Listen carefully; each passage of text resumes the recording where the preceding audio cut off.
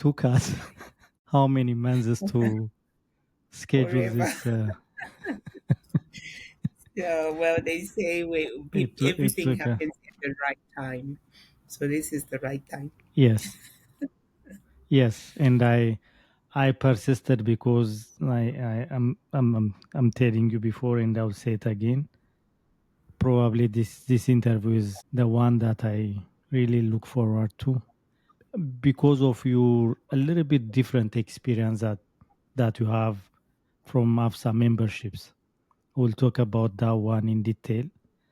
But I will start by really thanking you for making the time for this interview, Gertrude. No, It's really, really a pleasure. the pleasure is mine, and thank Yes. you for Okay. having. So I was thinking just to give you a space to tell us about your background. I really would love to hear your journeys starting from the very beginning.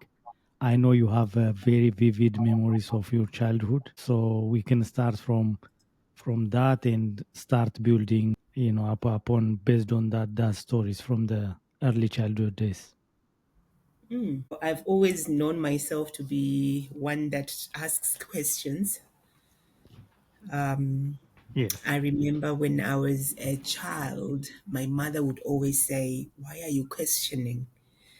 Because I found everything difficult for me just to go and do things because it has been said. I grew up in Zimbabwe. I was born in Harare, Zimbabwe's capital, but I grew up in an eastern border town called Mutare. Hmm. Mutare is a place that's mountainous. It has a very cool temperature, and the people are very warm. And this is the environment I grew up in. I grew up living closely with my How mother. far We had how a far is it from the capital city? so you need about 3 hours. It's a 3 hour drive to Mutare from the capital. I was born in a family of four, and I'm the fourth child. So I got to spend a lot of time with my mother because my siblings had gone to boarding school, and my mom was a very close friend. And I suppose she had a very huge influence in my character and Hmm. how I saw the world and how things work. I would say my mom was a child bride, and each time she spoke, I felt as if she lived her life through me. She would say, "Oh, if at your age, I already had four children, and that time I was 20. If I had the opportunity, and if your father permitted me, I would do things that would make me go out of the homestead and work for myself. But well, I have to look after the family." So I really had this thing of questioning why my mother couldn't do certain things. I think the rebel in me was born out of seeing my mother desiring to have so much in life but not being able to do it because of her position and Hmm. that she was a child bride, but it was considered normal. So growing up in this space, I always wanted to be tough. I remember growing up, I was a tomboy, wearing shorts, trousers, jeans, and my father would say you should have been born a man because I would play soccer in the streets. I would rather be with boys than girls. I never liked dolls. And I remember my father bought me a doll when I was young, and I literally cut its hair. Yeah, that was me growing up. Yeah. But as I grew, I began to question things. I questioned religion. I questioned gender roles. I questioned so many things. I questioned why girls should be expected to behave in this particular way. Yeah. And in a way, that kind of contributed to the person I am. I was taken to boarding school because my father was very concerned that I was Hmm. spending too much time at home, and I needed to be in a place where I would find myself and socialize with other people. Yeah. So I was taken to an all girls boarding school from Form 1 to Form 4, and went to a mixed school from Form 5 to Form 6. I would say in all uh, my experiences, I found myself occupying places of leadership, despite the fact that I was very young in most cases, and I Yeah. would easily make friends with elderly people than young people of my age. I always found people of my age not raising interesting conversations. I would prefer to be with older people. Yeah, that hunger for you to really ask and get new insights, new ideas can only come from people who who are Who had above you. Yeah. I wanted to ask, I had so many questions. Yeah. My hunger and curiosity to know and learn continued to grow as I grew. Growing up, people would always ask, "What do you want to do when you grow up?" Yeah. I would always say I want to be a lawyer because I wanted to defend human rights. I wanted to stand up for the rights of others, to challenge the discourse of that particular time. I wanted to express myself and fight for what was right. But Yeah. when it was time to go to university, I found myself being called to study journalism and media studies. For me, that was very close to what I wanted to do. I felt it gave me the space to tell stories to in a way that I saw it. It allowed me to challenge the status quo by asking the difficult questions in society. It also gave me a space to say what I thought. So I thought for me, journalism was the best path for me. And I'm glad I started journalism and media studies Yeah. because it expanded my worldview. It gave me an opportunity to critique, to analyze, to read, and expand my horizon. I loved literature, I loved history, and all of that fed into the person I am. I also studied geography, and that cultivated the love for nature in me. Fast forward. Yeah. No, if I ask, I mean, how was so your relationship with your mom when you go to boarding school? How often do you get to visit her, or even when you go to university to study? Have you kept that strong relationship with your mom? We did keep a strong relationship. Surprisingly, the school that I learned, we never were allowed to go home. We were only allowed to go home at the close of the semester. Mm. But each time I would find my mom waiting for me, and the first thing that she would have was a pot of yams because I loved I loved Yeah. yams, and Yeah. she would go to the level of finding yams in the market and prepare those for me because no one Yeah. else in my family ate yams, just me. So it was this having this bond even with food that Yeah. kept the deep connection. But also, my mom would always ask questions as well. Yeah. So growing up, then I later on realized that she was asking because she always said I had a gift. So I would go to sleep, and in the morning she would say, "Okay, come tell me, what did you dream?" And with all the innocence of a child, I'll tell her dreams. I'll tell Yeah. her the dreams that I had, and she would just say, "Okay, all right, I see." Later on, I realized that she would ask because the dreams were a way for her to know the things that would happen. Yeah. So even the separation that I had with my mom, the connection remained through the dreams. Each time when she wasn't well, I would dream about it and Yeah. ask teachers to make a phone call home, and then realize she wasn't well. And in a way, we shared a special bond. Although she has joined the ancestral realm, Yeah. the connection remains. And I have a feeling that her reality is still lived through me. Yeah. So yeah, I am. It's always so profound to hear stories from our parents, especially our moms, because they were the one who really stayed with us Mm, in, in a considerable amount of time in our childhood, in no, most African cases.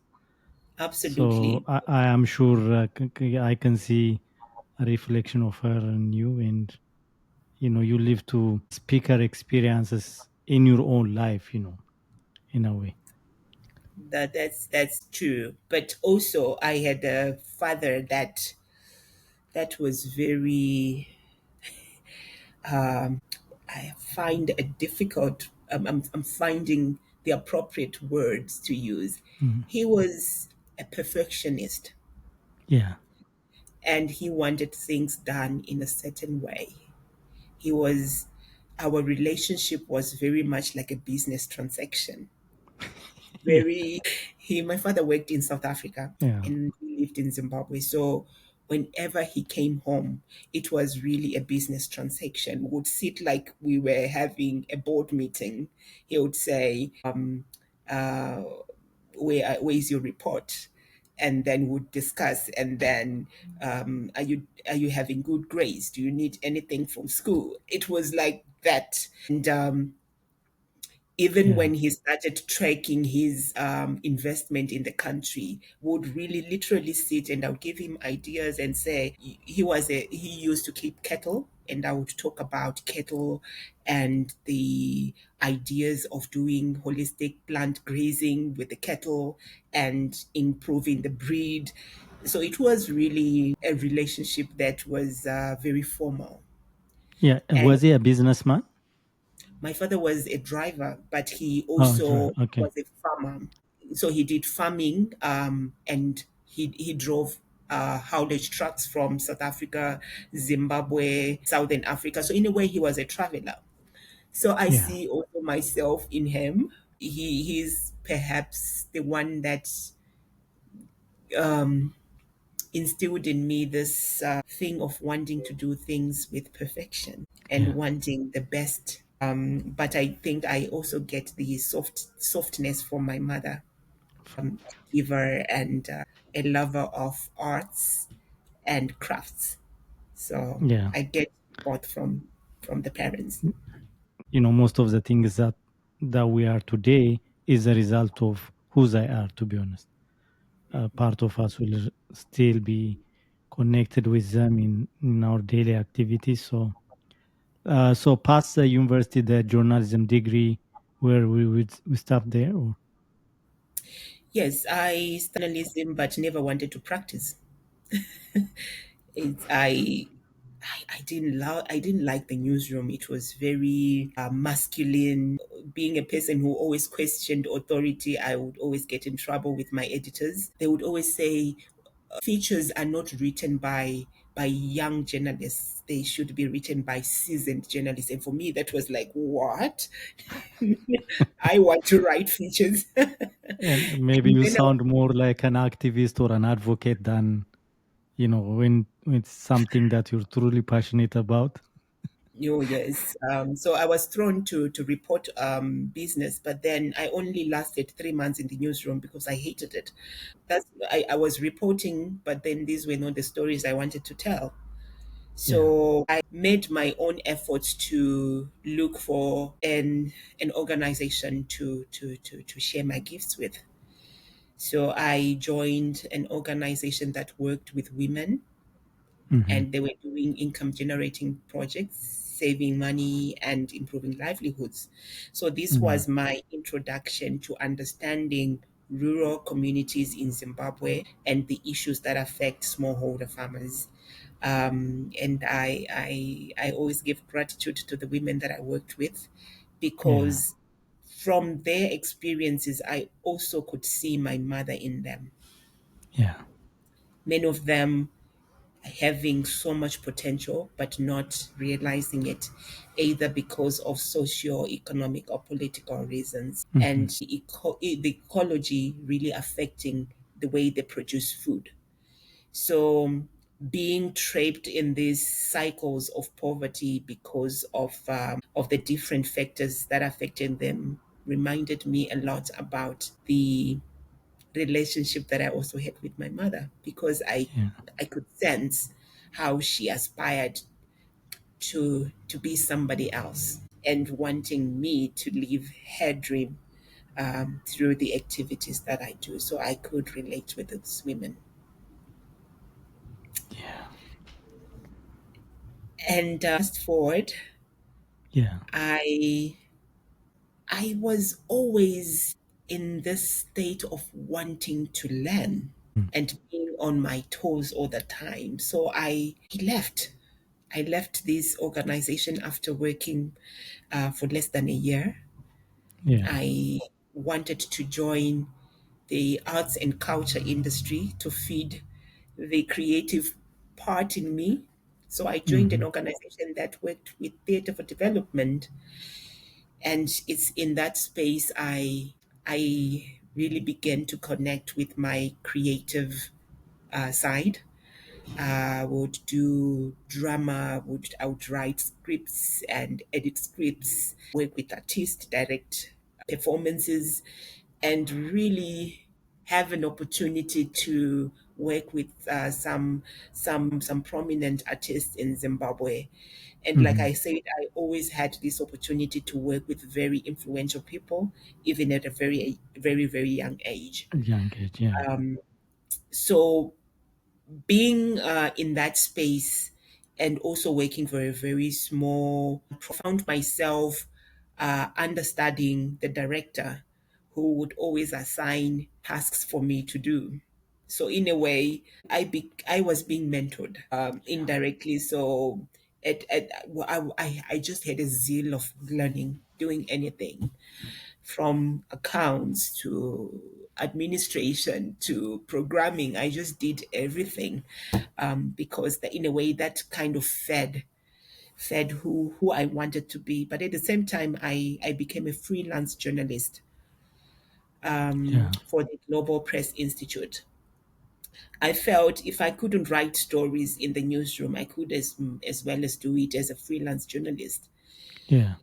And during that time, I reported mostly on issues that were swept under the carpet in a very highly political environment. Hmm. I reported on politics, the abuse of women, the abuse of political activists. I reported on quite a number of issues that would not even find space either in papers or the media that reported pro ruling party agendas or Yeah. opposition agendas. So I felt there was a missing voice in reporting about human rights issues from a non political perspective. And those are the stories that I covered. Wow. Fast forward, Yeah. I I am honestly very fascinated with the early experiences that you had, and I can now wait how those experiences, those different experiences, through you to the kind of work and experience that you have today. So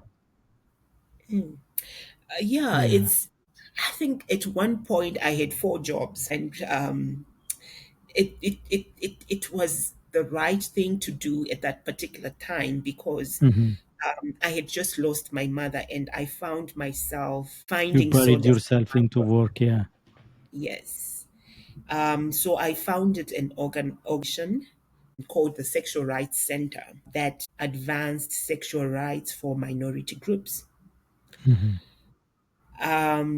So I began to direct that organization. I was 21 years old.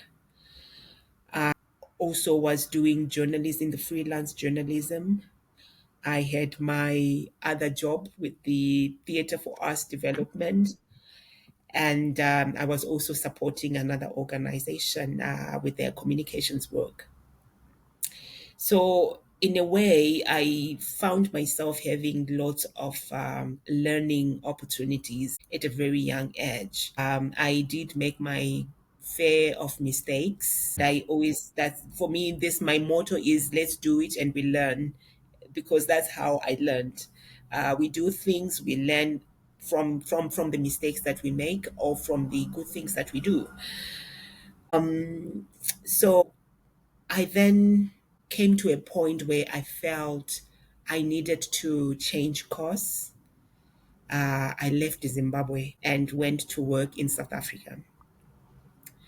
The reason why I left is that I needed to breathe. In Mm. my mind, that was a time for me to take a break from everything that was happening in Zimbabwe, and I joined a women's organization that worked with ICT for women, so Wow. information and communication technologies for women. And my role was in resources mobilization. So one thing that I found myself in all the instances actually is that all the jobs that I had done and that I was doing were either jobs that were created to match Mhm. my skills or jobs Or that you were create them being yourself. piloted. Yeah. And I think for me, it gave me that opportunity to experiment and try out things and create new systems, and an opportunity to bring in my thinking and not have to work with something that someone would have set standards. So even now, as we speak, my roles have been either to revive systems, which is the role that I took when I joined Pelum. It was to revive Pelum Zimbabwe, or to start something completely different.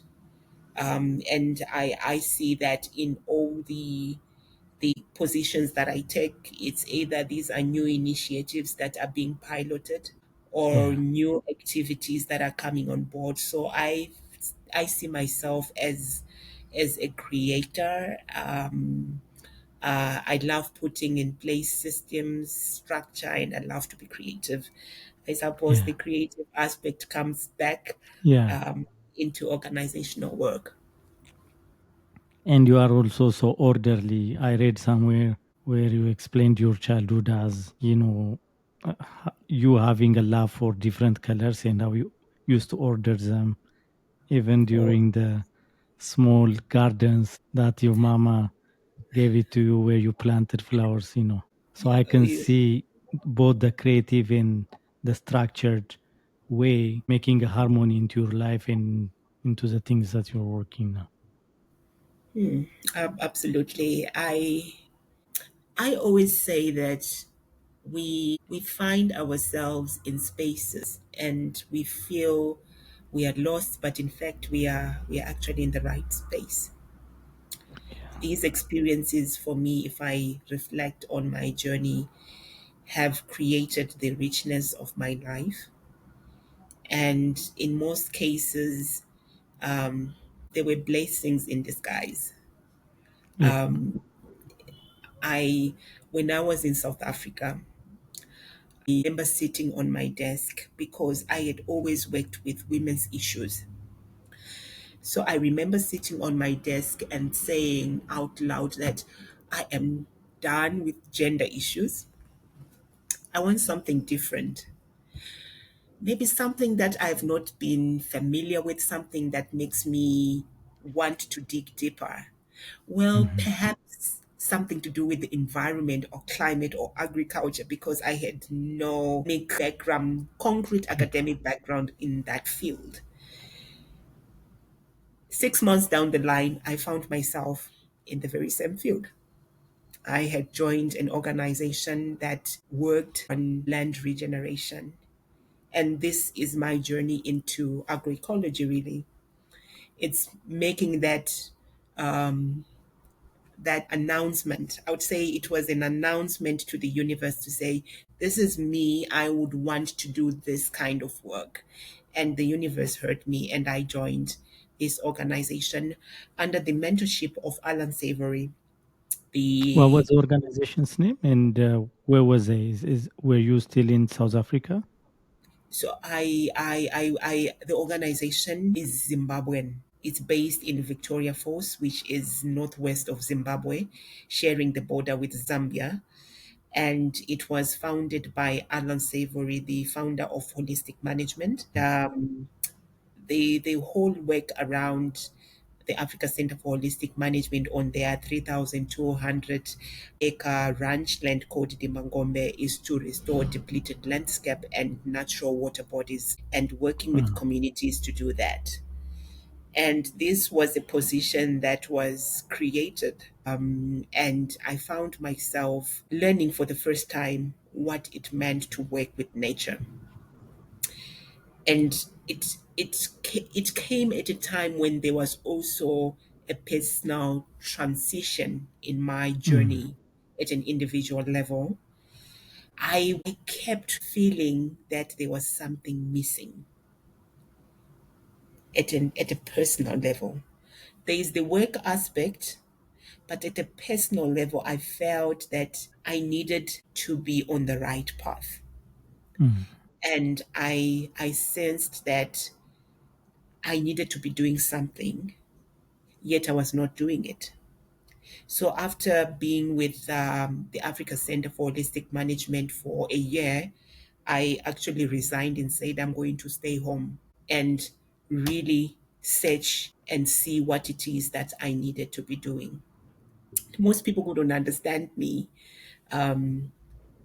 I felt I am sure. I mean, that would everywhere you go it's really a bold, it's a very daring thing to do, especially for a woman, you know, to just decide, let me go to South Africa and go there and, insert yourself, exposing yourself into completely new, environment.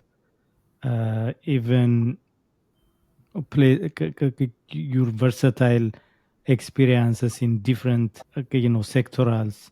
It's really, it's not a common thing for people to see and even encourage. They might think that you're lost. probably one of my my friends used to say, Gertrude, you survive on controversial issues. That was her remarks. She said Uh, everything I was doing was controversial, and yeah, that's how I fed my spirits. That's how she saw it. I suppose she was right in a way because I yeah, never did the ordinary from an early age. I would, like I said, I would, when girls were playing with dolls, I would rather make cars with the boys. yeah, yeah. Yes, I can totally see that. Yeah, yes. So whilst I was home thinking, what should I be doing? I started another organization because just staying at home, I felt very restless. So I founded another organization called the Creative Center for Communication and Development. My desire was to impart communication skills to women, particularly those that are vulnerable, so that they're able to express themselves, they are heard and understood. I had yeah, seen the power of communication, the power of digital media platforms, the power of having a voice, how that could do in changing lives. And I really wanted to impart this knowledge to women and girls. It reminded me again of my mother, who, as a young person, was a child bride. And some of the people that I targeted were child brides because I felt that this was a way of giving back to my mother the opportunities that she never had. yeah, Whilst I was doing that work, I only stayed home for about 6 months. The board for Pelum Zimbabwe came home where I stayed and approached me and requested that I join Pelum and try to revive the network. From what I had learned, the network was no longer functional in Zimbabwe, and there was a need to revive the network so that it restores its former activities. I'm sure for many people, they would know that Pelum, the whole association, was founded in Zimbabwe. But the Zimbabwe desk or the Zimbabwe chapter was no longer functional. It was there on paper, but it wasn't operational. And my Mhm. role was to bring Pelum back to life. And for me, I found this as an opportunity to learn, an opportunity to, When was this? I'm sorry. this was in 2014. So I joined Pelum 2014. in January 2014. Yeah. Okay. And for me, this was an opportunity to learn. I have to say, I never stayed in a place for more than a year because I would easily get bored. I always want to be stimulated with new and exciting things. But with Pelham, I've been here for the past 10 years. It still feels like yesterday because the issues are contemporary issues, issues that are current, that are important, that we need to be working on recover in our food system. Yeah. And within this framing, and getting to understand in greater depth the role of industrial agriculture, how it has impacted the whole of Earth. My passion to protect not just humans but also other form of life grew. And as I have said, it was also a time when I was also finding myself connecting with my purpose and having processes happening at the background.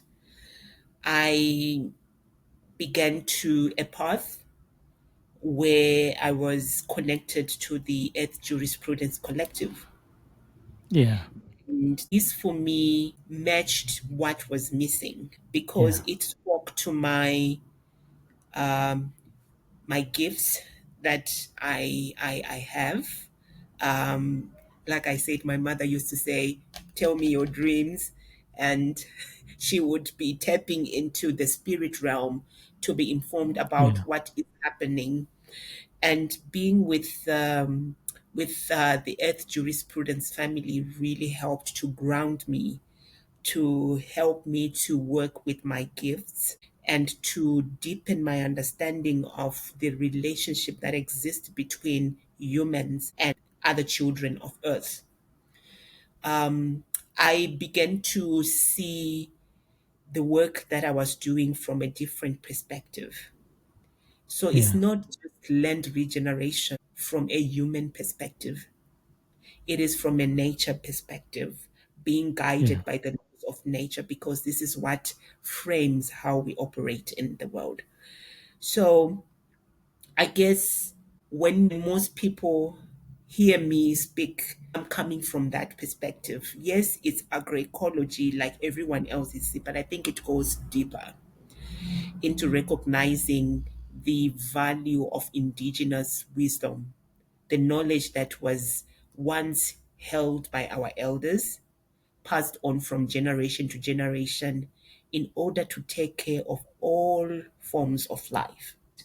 Realizing that humans are part of a much broader web of life and that we Yeah. have disconnected ourselves from this web of life. This is where the genesis of the problems is.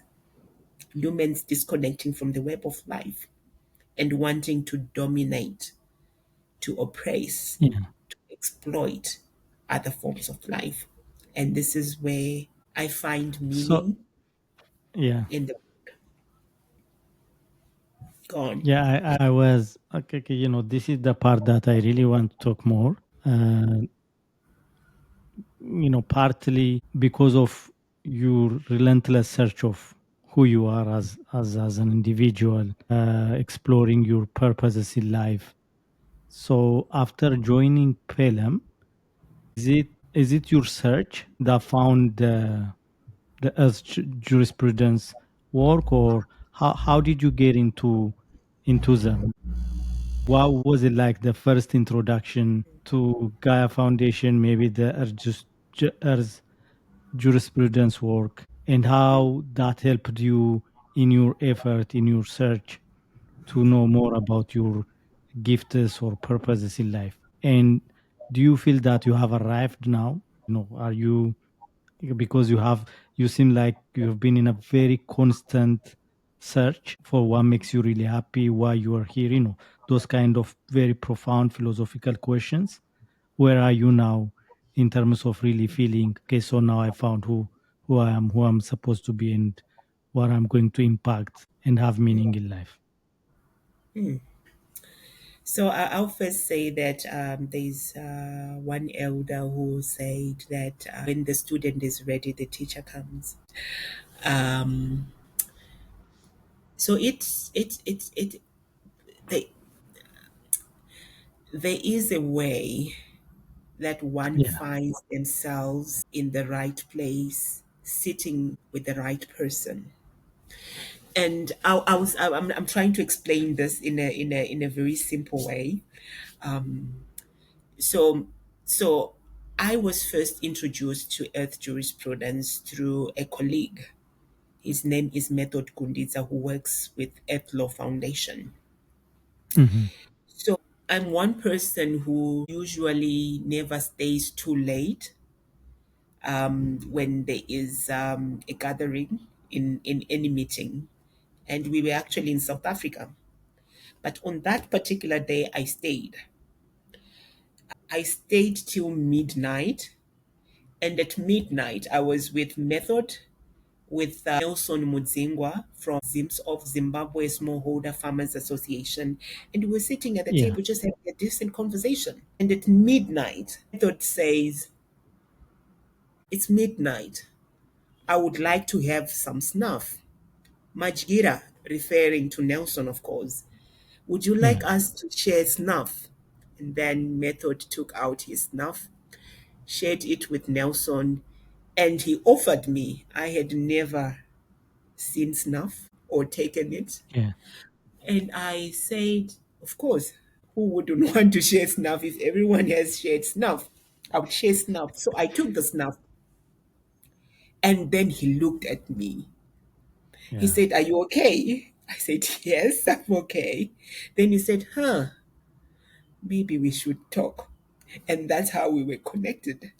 So later on, he then told me about this 3-year training to go back to roots and work with communities to revive indigenous knowledge and wisdom and give communities back the confidence to care for the environment, to bring back ecological governance system. And I said, well, this fits perfectly with the work of Pelum. So in a Yeah. way, everything Exactly. that was happening as I worked with Pelham, everything was in sync. It Yes. was as if I was deepening my learning. Yeah. Starting the training for me actually gave depth to the work that I was doing.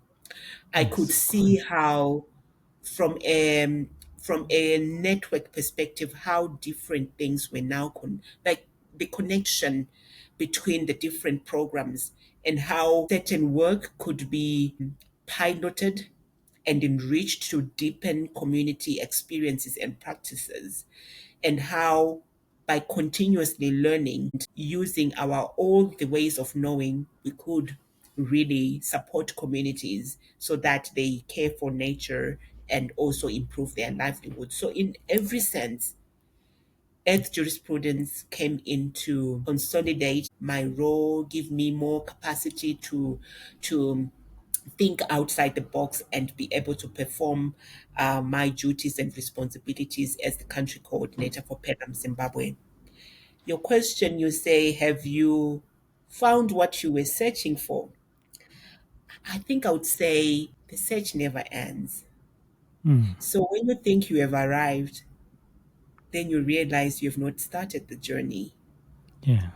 Um, one one writer says, "He who thinks he knows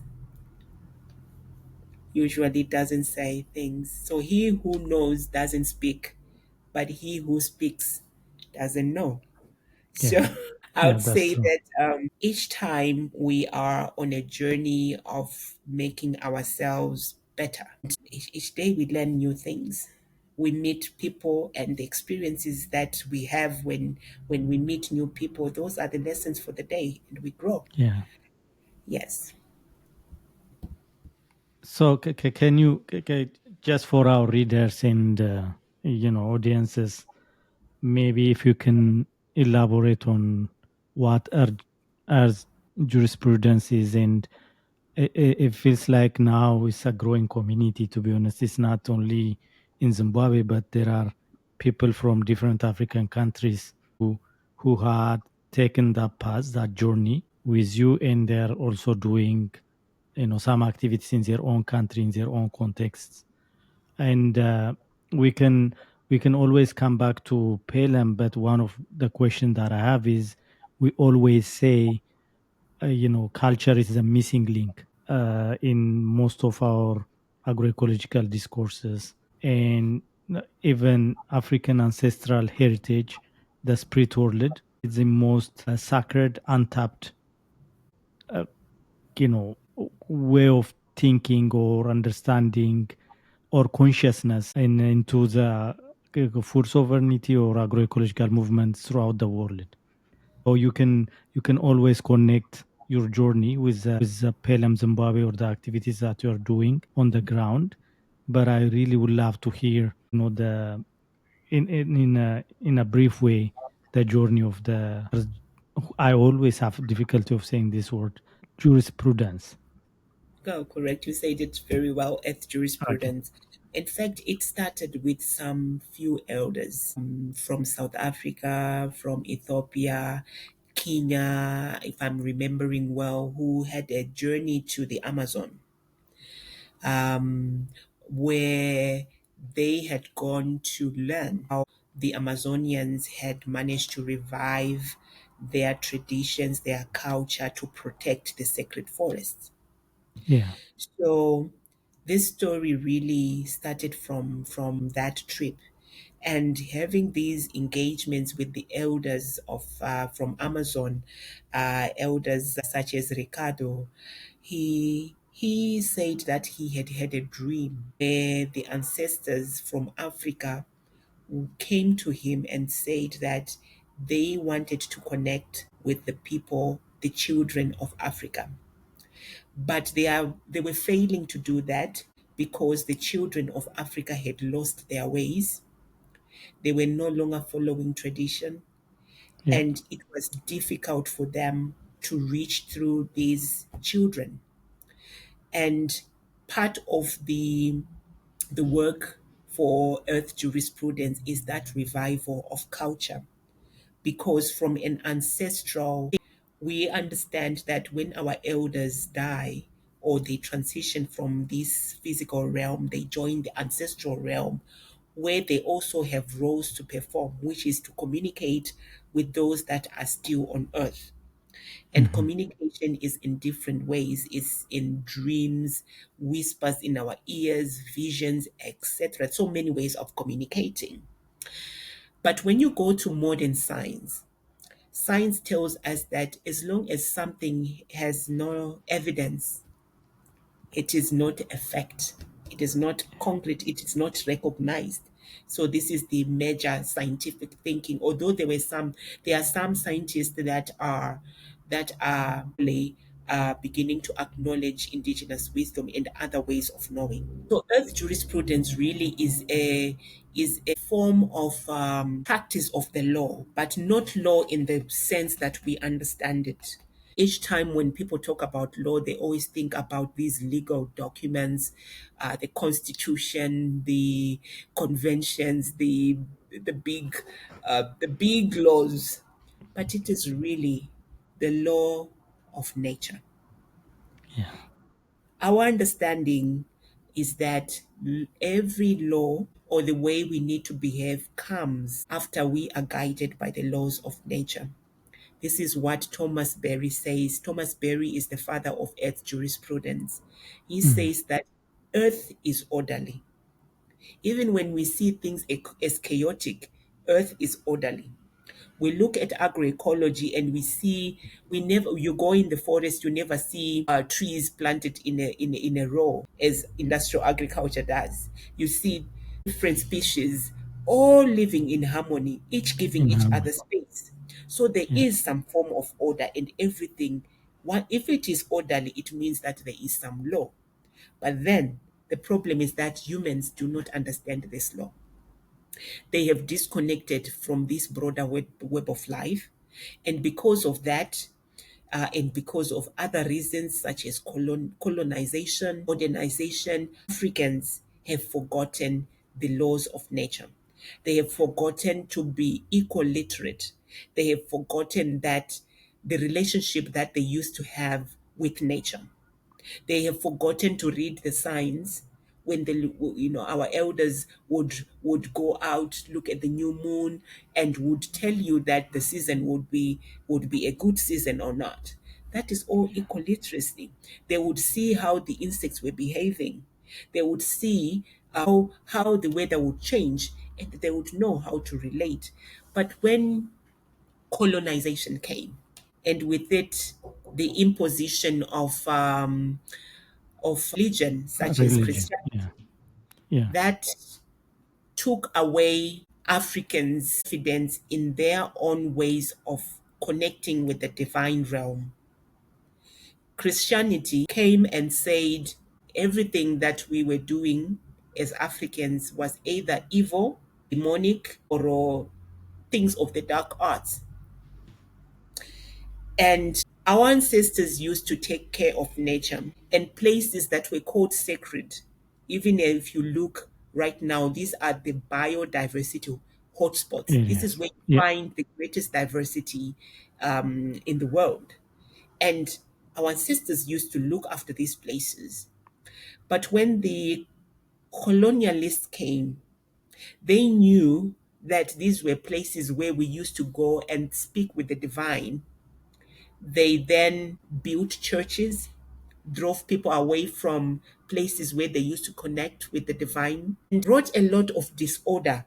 Education was introduced rather than learning from our elders that held the Yeah. wisdom. Children were, I'll put in quotes, kidnapped into these square buildings where a teacher would stand in front and begin to teach, undermining our understanding of how learning happens, that everyone is a holder of wisdom and knowledge, and that we learn from our elders and the environment around us.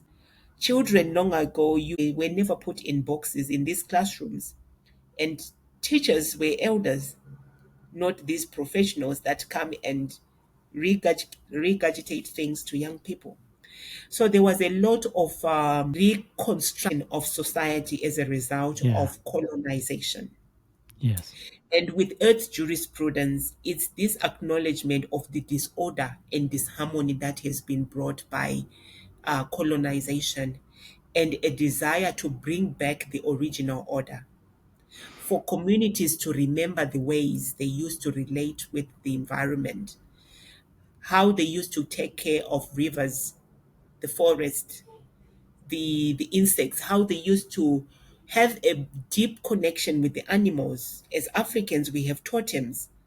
My mother's totem is monkey. So whenever we see monkeys, I connect with the monkeys because that is my mother's totem. So that bond that was there between humans and nature was broken because of colonization, and with it the other things that were introduced. So with Earth Jurisprudence really is to remember the law, remember other ways of knowing, not just using our logic, but also acknowledging things like intuition, the Yeah. dreams. Just because you didn't see something happening doesn't mean it's not true. Because we know if it happens many times, it becomes truth. To Africans, that is our understanding. And when we say we hear from the ancestors, they speak in different ways through dreams. If our ancestors are communing with us through dreams, we listen to these dreams. Just as my mother listened to the dreams she would ask, "What did you dream?" I feel that she was stepping into the ancestral realm, understanding the messages that were there for that particular day. So it's an Yeah. acknowledgement that Earth is orderly, and that all we see, the children of Earth, shouldn't be seen as as merely existing for the benefit of humans. But humans really need to reconnect Yeah. with this broader web of life and find a way of relating to the insects, to the bacteria, to the microbes, to the trees, the grass, the insects, the birds, the rivers, in a way that brings back life. So, from that understanding, Earth jurisprudence acknowledges that communities are custodians of nature. They are not owners, which is a different perspective, particularly Yeah. That's what. when you Yeah. hear people talk about agroecology. They say we want to own. We're fighting for ownership of land. You can never own land, Yeah. but we are merely custodians of land. How can you own the sun? How can you own the wind? How can you own the land when you are just there? You come and you go, you leave the land there. So that thinking, I think, is something that is lurking or very much not spoken about in the agroecology movement. The agroecology movement, I feel, is very much centric, which is human centered in its thinking and decision making. Hmm. I say that because many of the activism or lobbying or activities that we are doing are driven by the need to fulfill human needs. Period. Yeah. There is very little cognizance of the importance of other forms of life, or even giving priority to other forms of life. The decisions are rarely nature based but human based. So I think that's where the slight difference is when you really speak about earth jurisprudence. And for earth jurisprudence is acknowledging that whatever we need to do or we should be doing should be guided by the laws of nature. If the laws of nature are the ones that are supposed to guide how we make decisions, then humans are secondary. Because once you respect the laws of nature, it means that humans are also catered for. The elephants are also catered for, the trees are catered for, and everyone is catered for. Yeah. Yeah. Absolutely. That I remember I took with this program we went to Botswana to learn nature law. Our mentors in were Colin Campbell and I guess it's his brother. I forget his name. You But that was honestly that experience for a week for me to stay in a forest and get connected with nature, with that kind of education of how African traditional knowledge used to even see from the point of view of a human as a caretaker of the environment than the dominator of the earth or the planet or the environment. So they always have that profound understanding of them being part of the earth community, not isolating them as someone who are there to dominate and to extract and to use the earth for our own benefit. So that opened up a lot of understanding and depth into my work as an activist or as a communication person for agroecology or for sovereignty movements in Africa. That's why I always say, and we always agree that this ancestral knowledge, this cosmology, this a paradigm, a new paradigm, it's not new. It's a paradigm that we were dislodged from. To revive that is a critical work. In somewhere I read you say your work, if I phrase it correctly, you see your work as a revival or healing the inside and the outside, and to bring harmony into what we are doing now. So maybe my hope is and our effort is to really bring this kind of holistic vision, profoundly indigenous African traditional ecological knowledge into the agroecology movement, because agroecology, as we say, is a science, a practice, and the social movement, the social justice part, the social movement part. I can easily see be more inclusive and understanding of this kind of movements in Africa, because that's who we were, previously. That were our knowledge sources, and we feel like we're very much disconnected from that knowledge source, and that has really exasperated our disconnection with nature. And we know where we are now because of that. If you want to say something about it, we can talk, and maybe we can add more on what you are actually doing as a Pelum organization now. So indeed, this work is about healing the inside side and the outside. And I find this is why I also say that when we get into this work, and we say we are there to serve and we are custodians, one no longer sees this work as a job. This is the great work ahead of us. And you find yourself doing the things that should be done in that particular time, and that is the work that is critical. Yeah, So the healing of ecosystems is also connected to the healing of self, because as long as you are not healed inside, you will not get it. How can you heal someone when you yourself are sick? yeah, And it's about remembering who you are. You can never say, I am doing agroecology as an African advocate, when you don't know who you are as an African. Which yeah, advocacy are you doing and for who? So it's a story remembering who we are. And remembering who we are challenges us to begin to talk about the difficult conversations in our spaces of activism. And mm, these difficult topics include issues of spirituality. I am yeah, not talking about religion, I'm talking about spirituality. yeah, And because many people find it as a very sensitive topic, people shy away from it. yeah, But as long as we are not talking about spirituality, our work sits on two legs and is not fully supported. So, agroecology for me should be sitting on three legs, like a three-legged pot.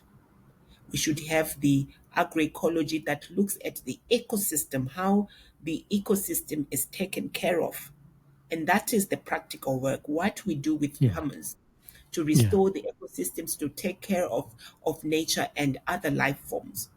But also, there is the aspect of the ancestral realm, understanding that we are connected with those that lived before us and those that will live after us. mm, So the past, the present, and the future the are future. all connected. So we can't do our advocacy work without acknowledging the work that was done by our ancestors. And whatever that we are doing is going to impact on the future generations. One has to have that holistic perspective and see that time in itself is something that we shouldn't be working with in that sense. Time time we break the barriers of time and move Yeah, beyond time to see our ancestors, our current generation, and the future generation in one space. So the songs that we sing when we do our tradition were once sang by the ancestors. And when we sing them, we remember and bring them into the space. That way, we are also bringing their energy.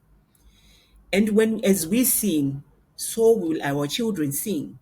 So when they sing those songs, they will connect with us when we become ancestors. But as we sing now, we are singing for those that will come in the future. So this connection, that is the understanding from an African cosmology.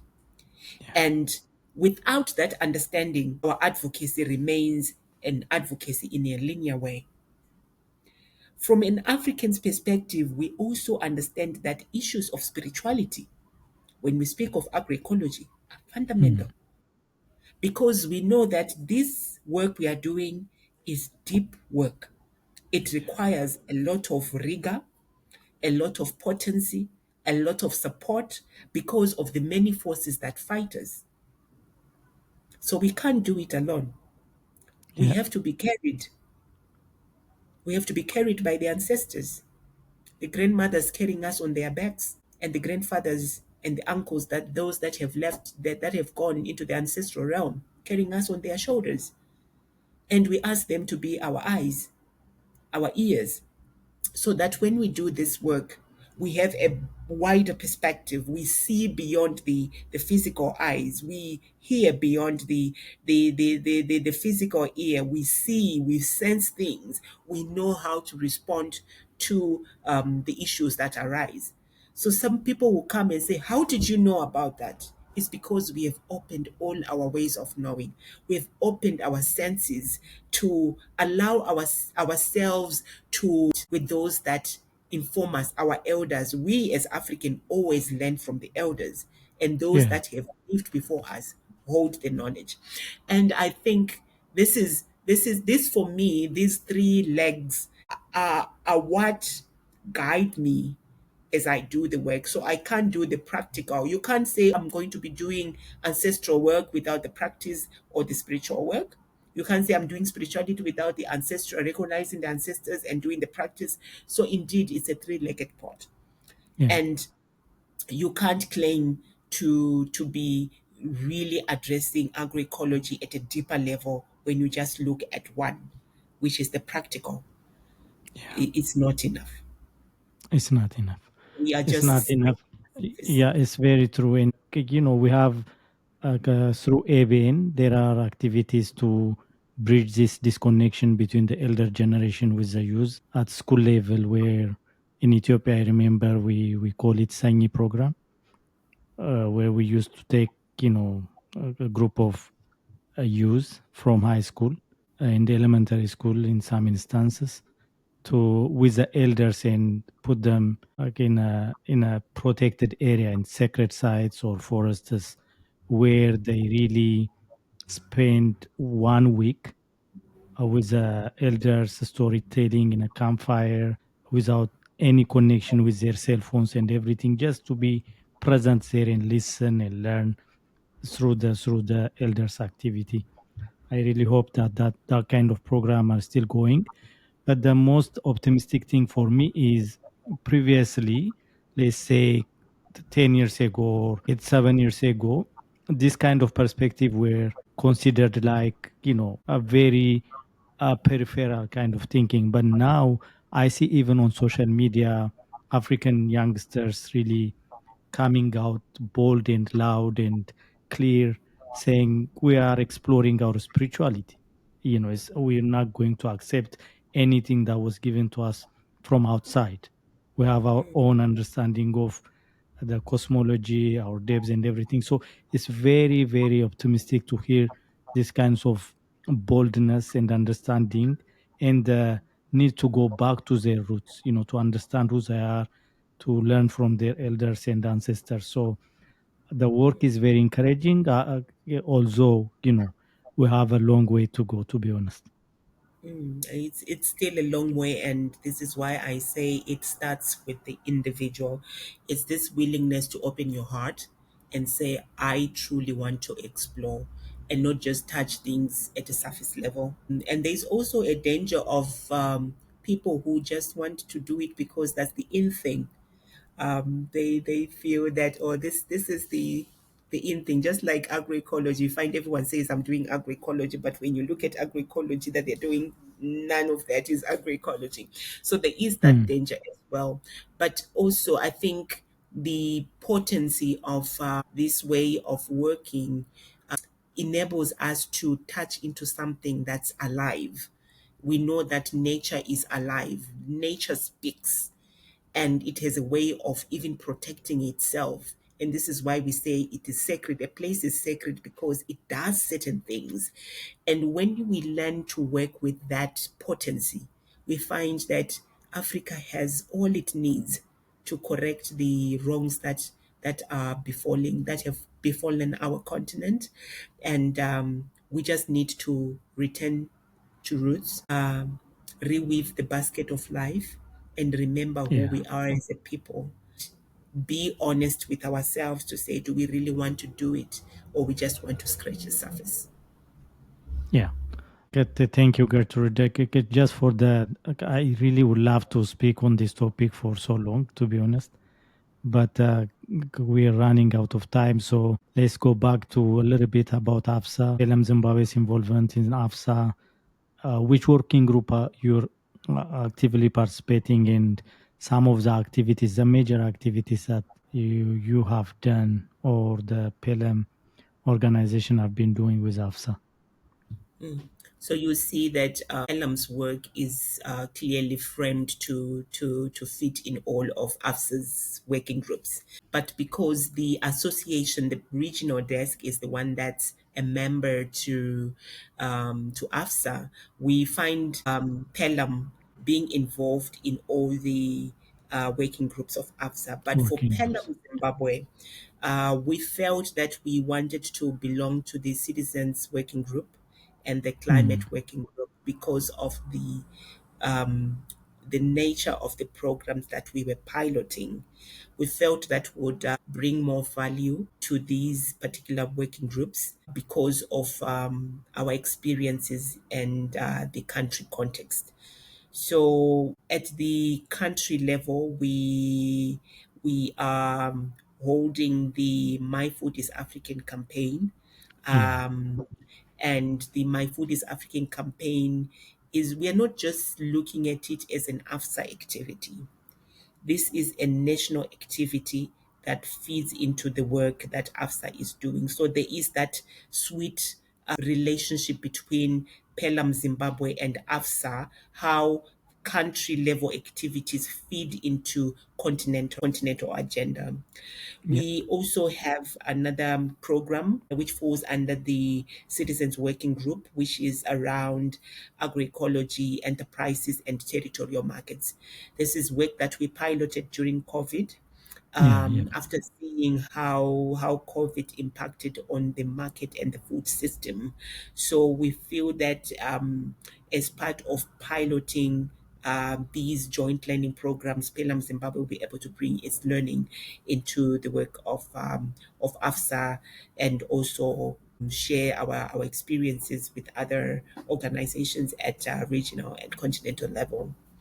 Then with the climate working group, our work, it being solely focused on the promotion and support of participatory ecological land use management practices. We Mm. find that it responds to climate adaptation and mitigation strategies. We are working at the practical level, as I said, but also to influence policies and political decision making at a national level. So we do lots of advocacy work, lots of lobbying, and also capacity building so that we touch lives at the practical level and at the political level. Yeah. What would you say, for people who really, ask why agroecology for Africa? Because, the dominant narrative, as you know, is a industrial agriculture narrative where they're saying, we cannot really feed the growing population in Africa and the world with only relying on nature, traditional or backward kind of farming. Can you make a case for agroecology for Africa? What I have seen Yeah. is that agroecology offers an alternative as a model that can be used to allow farming communities to do the work that they have always been doing. So, agroecology for me is the indigenous knowledge systems. Mm. It brings into cognizance and prominence the work being done by smallholder farmers as custodians of all forms of life. agroecology also then offers that opportunity to provide the learning and practical examples of what works for us to address the multiple crises that we are faced with: desertification, biodiversity loss, soil depletion, the drying of Yeah. rivers, climate change, you name it. Agroecology offers an alternative to responding to these crises. So I would say for me, agroecology really speaks to the issues that I was talking about. It's not just working at the superficial level, but Yeah. going into depth with what needs to be done to address the root problems of the current the root cause of the problems that we are faced with. It gives that opportunity for people to connect with who they are, to connect, to develop a deep connection and relationship with the land. And as long Yeah. as people do not have a deep connection with the land, they will never care for it. They will never look after the land. They will never look after other forms of life. But when we say agroecology at landscape level, we realize that when communities are deeply connected to the land, they see their role as custodians of other forms of life. So Yeah. with that in mind, I see agroecology as as a solution because it addresses all the 17 SDG goals from Yeah. goal 1 to goal 17. One just Yeah. has to see how agroecology plays a profound role in addressing the multiple crises that we are facing at the Yeah. current moment. Yeah, that's what we found out in our book, agroecology, a bold African solution for multiple crises that Africa is facing. One of the studies where how agroecological practices are really responding to the SDG goals, and like you said, we found out in different communities, different African countries, most of especially the major ending hunger, climate crisis, and everything were completely addressed with agroecological practices more than the conventional Yes. agricultural system. One thing that I always wanted to ask and try to understand more is how do we bring our youth into this kind of thinking. That has been a major challenge. Now we have launched as Afsa My Food is African campaign. Just bring the youth, the new generation who are really finding these fast food cultures, big food cultures in Africa that are coming from the West as a most modernized, healthy perception of having foods. So how do we bring them back to their traditional foods, to their root, to their cultures, and convince them that their way, their mother's way, their grandparents' way were really the healthiest, more resilient, and socially just way of really producing food and consuming food too. So, what would your message would be for African young generation from the your own perspective, from culture, from spirituality, but also from agroecological point of view of really promoting a kind of nature friendly farming and using what we consume as an African. So the question around youth is on everyone's tongue, from Mm, funders to non-profits to farmers. Even the farmers are asking, why is it that we don't have the youths here? I was in Mwenezi 3 days ago. Mwenezi is about 7 hour drive from the city of Harare, and we were having multiple stakeholders celebrating and seeing the work that is being done by the farmers. And I think for me, the question of youth involvement and participation really needs to be addressed from an African cosmology of yeah, how a community is woven. In an African setup, roles and responsibilities are understood from a very young age up to the time somebody dies. This is why we had elders, we had children, and each person performed their roles. And if we are serious about the involvement of youth, we need to begin to reweave our communities so that they retain the social fabric that was there Mm. prior colonization. When we used to do the rituals, the youth were involved. They had their role. Even the very young people, they had their Yeah. roles in rituals.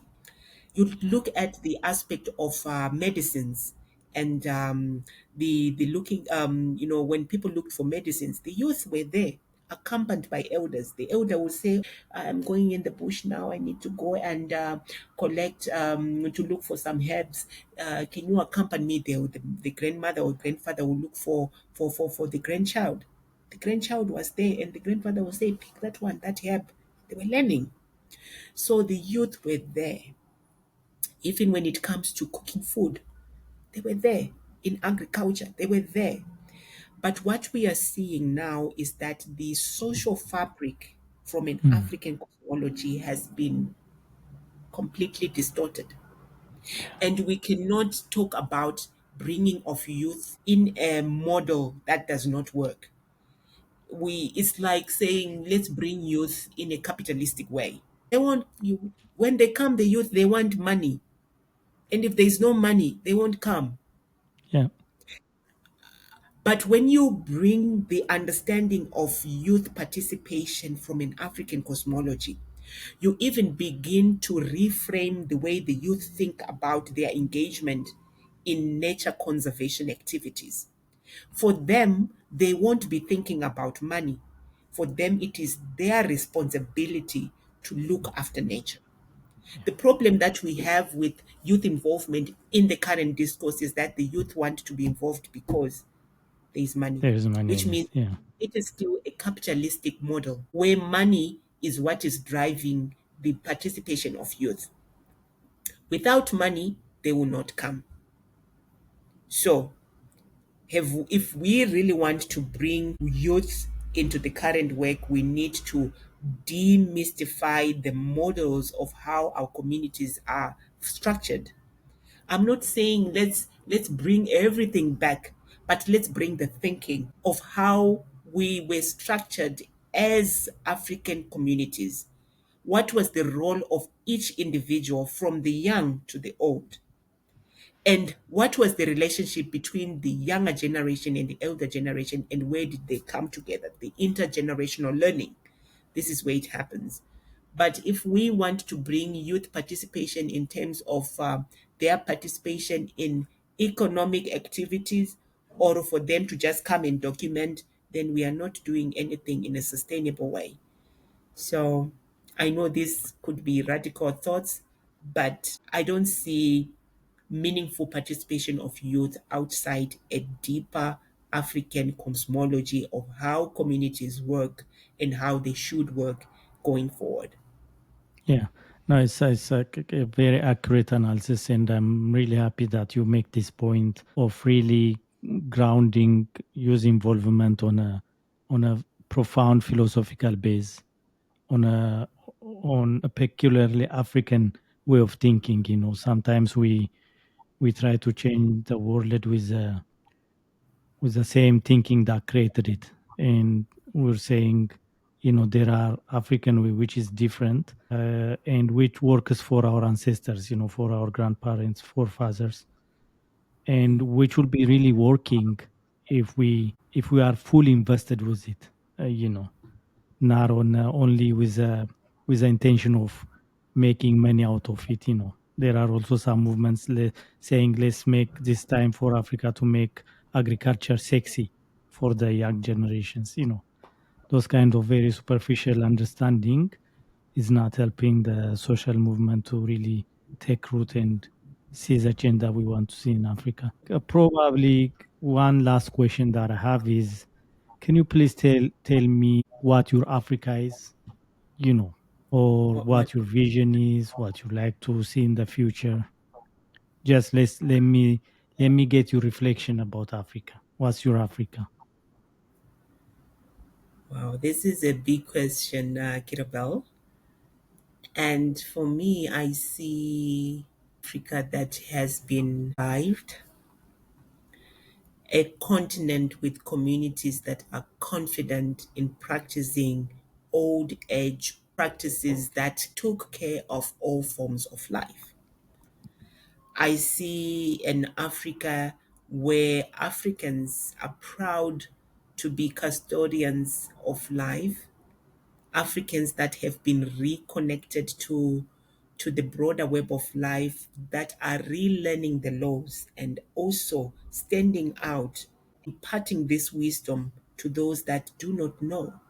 Because Africa knows, but sometimes we are not confident to share our wisdom so that we are able to contribute to the caring of nature. So I see in Africa that has been brought back to life when the children have remembered who they are and their role in this entire web of life.